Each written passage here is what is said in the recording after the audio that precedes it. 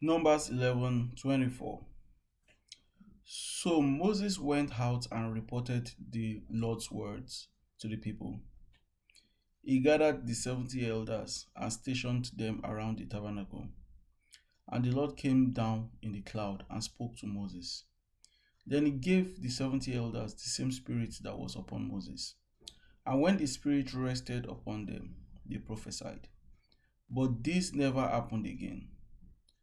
Two men, Eldad and Medad, had stayed behind in the camp. They were listed among the elders, but they had not gone out to the tabernacle. Yet the Spirit rested upon them as well. So they prophesied there in the camp.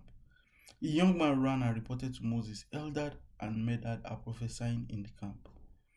Joshua, son of Nun, who had been Moses' assistant since his youth, protested, Moses, my master, make them stop. But Moses replied, are you jealous for my sake?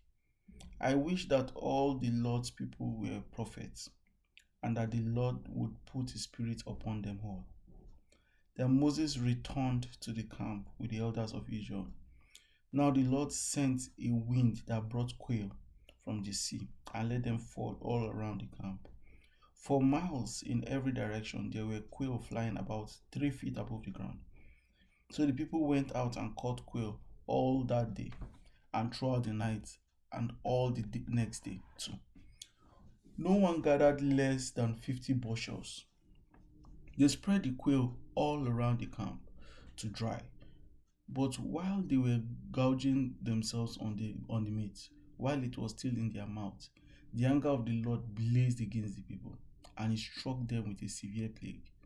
So that place was called Kibroth Artava, which means graves of gluttony, because there they buried the people who had craved meat from Egypt.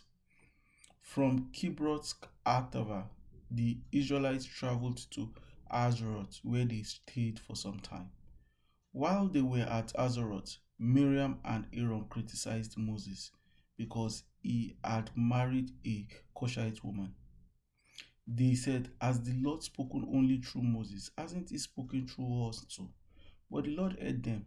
Now Moses was very humble, and more humble than any other person on earth.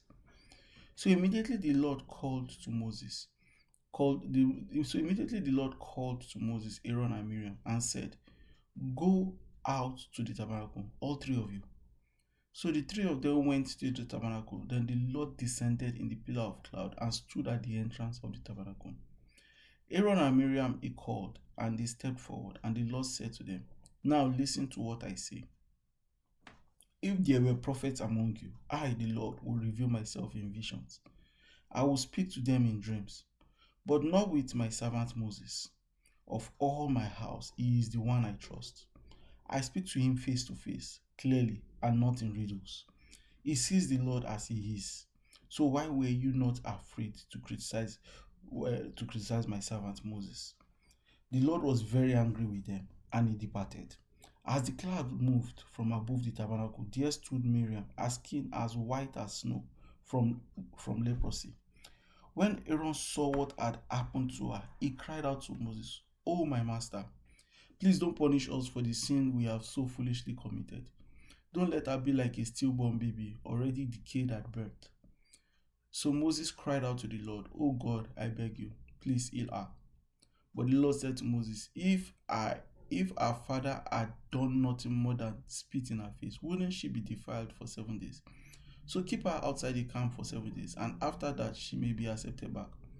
So Miriam was kept outside the camp for 7 days, and the people waited until she was brought back before they traveled again. Then they left Azeroth and camped in the wilderness of Paran.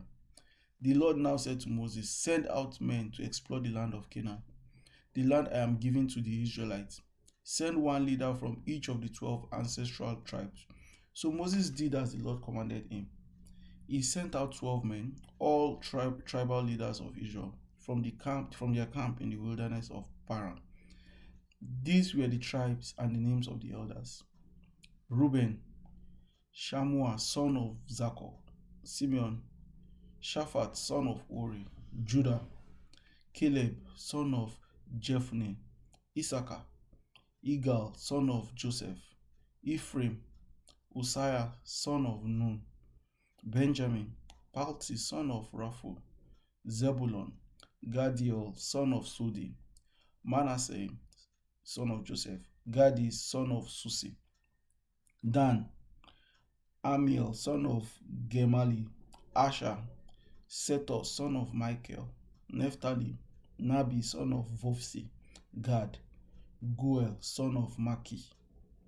These are the names of the men Moses sent out to explore the land.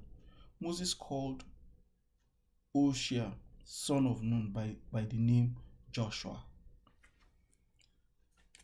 So, Moses gave the men these instructions as they sent them out to explore the land. Go north through the Negev into the hill country. See what the land is like and find out whether the people living there are strong or weak, few or many. See what kind of land they live in. Is it good or bad? Do their towns have walls, or are they unprotected like open camps? Is the soil fertile or poor? Are there many trees? Do your best to bring back samples of the crops you see. It happened to be the season for harvesting the first ripe grapes. So they went up and explored the land from the wilderness of Zin as far as Rehob near Lebo Hamath. Going north, they passed through the Negev and arrived at Hebron, where Ahiman, Sheshi, and Talmai, all descendants of Anak, lived. The ancient town of Hebron was founded 7 years before the Egyptian city of Zoan. When they came to the valley of Eshcol, they cut down a branch with a single cluster of grapes, so large that it took two of them to carry it on a pole between them. They also brought back samples of the pomegranates and figs. That place was called the Valley of Eshcol, which means cluster, because of the cluster of grapes the Israelite men caught there. After exploring the land for 40 days, the men returned to Moses, Aaron, and the whole community of Israel at Kadesh in the wilderness of Paran. They reported to the whole community that they had seen and showed them the fruit they had taken from the land. This was their report to Moses. We entered the land you sent us to explore, and it is indeed bountiful. It is indeed a bountiful country, a land flowing with milk and honey. Here's the kind of fruit it produces. But the people living there are powerful, and their towns are large and fortified. We even saw giants there, the descendants of Anak, the Amalekites live in the Negev, and the Hittites, Jebusites, and Amorites live in the hill country. The Canaanites live along the coast of the Mediterranean Sea and along the Jordan Valley. But Caleb tried to quiet the people as they stood before Moses. Let's go at once to take the land, he said. We can certainly conquer it. But the other men who had explored the land with him disagreed. We can't go up against them. They are stronger than we are. So they spread these bad reports about the land among the Israelites. The land we travel through and explored will devour anyone who goes to live there. All the people we saw were huge. We even saw giants there, the descendants of Anak. Next to him, we felt like grasshoppers. And that's what they thought too.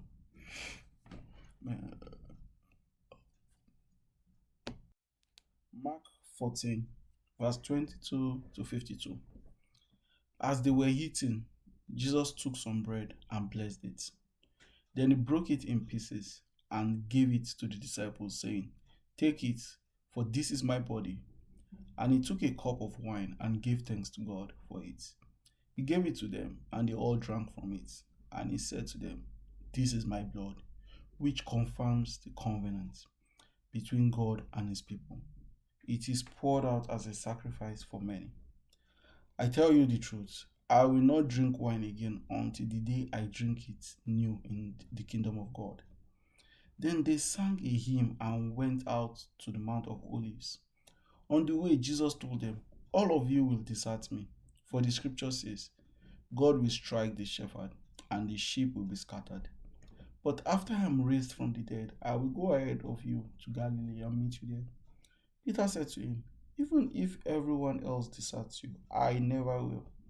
Jesus replied, I tell you the truth, Peter.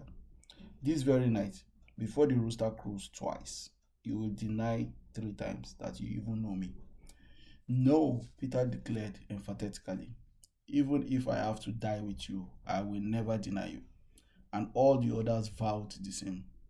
They went to the olive groves called Gethsemane. And Jesus said, "Sit here while I go and pray." He took Peter, James, and John with him, and he became deeply troubled and distressed. He told them, "My soul is crushed with grief to the point of death. Stay here, keep watch with me." He went on a little further and fell to the ground. He prayed that if it were possible, the awful hour awaiting him might pass him by. "Abba, Father," he cried out, "everything is possible for you. Please take this." "Abba, Father," he cried out, "everything is possible for you. Please take this cup of suffering away from me. Yet I want your will to be done, not mine." Then he returned and found the disciples asleep. He said to Peter, "Simon, are you asleep? Couldn't you keep watch with me even 1 hour? Keep watch and pray so that you will not give in to temptation. For the spirit is willing, but the body is weak." Then Jesus left them again and prayed the same prayer as before. When he returned to them again, he found them sleeping, for they couldn't keep their eyes open, and they didn't know what to say. When he returned to them the third time, he said, "Go ahead and sleep, have your rest." But no, the time has come. The Son of Man is betrayed into the hands of sinners. Up, let's be going. Look, my betrayer is here. And immediately, even as Jesus said this, Judas, one of the 12 disciples, arrived with a crowd of men, armed with swords and clubs. They had been sent by the leading priests, the teachers of religious law, and the elders. The traitor Judas had given them a prearranged signal. "You will know which one to arrest when I greet him with a kiss.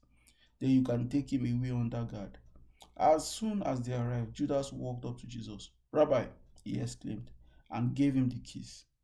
Then the others grabbed Jesus and arrested him. But one of the men with Jesus pulled out his sword and struck the high priest's slave, slashing off his ear. Jesus asked them, "Am I some dangerous revolutionary that you come with swords and clubs to arrest me? Why didn't you arrest me in the temple? I was there among you teaching every day. But these things are happening to fulfill what the scriptures say about me." Then all his disciples deserted him and ran away. One young man following behind was clothed only in a long linen shirt. When the mob tried to grab him, he slipped out of his shirt and ran away naked. Psalms 52, verse 1 to 9. Why do you boast about your crimes, a great warrior? Don't you realize God's justice continues forever? All day long you plot destruction. Your tongue cuts like a sharp razor. You are an expert at telling lies. You love evil more than good, and lies more than truth. You love to destroy others with your words. You liar. But God will strike you down once and for all. He will pull you from your home and uproot you from the land of the living. The righteous will see it and be amazed. They will laugh and say, "Look what happens to mighty warriors who do not trust in God. They trust in their wealth instead and grow more and more bold in their wickedness. But I am like an olive tree thriving in the house of God. I will always trust in God's unfailing love. I will praise you forever, O God, for what you have done. I will trust in your good name in the presence of your faithful people." Proverbs 11, 1 to 3. The Lord detests the use of dishonest skills, but he delights in accurate weight. Pride leads to disgrace, but with humility comes wisdom. Honesty guides good people. Dishonesty destroys treacherous people.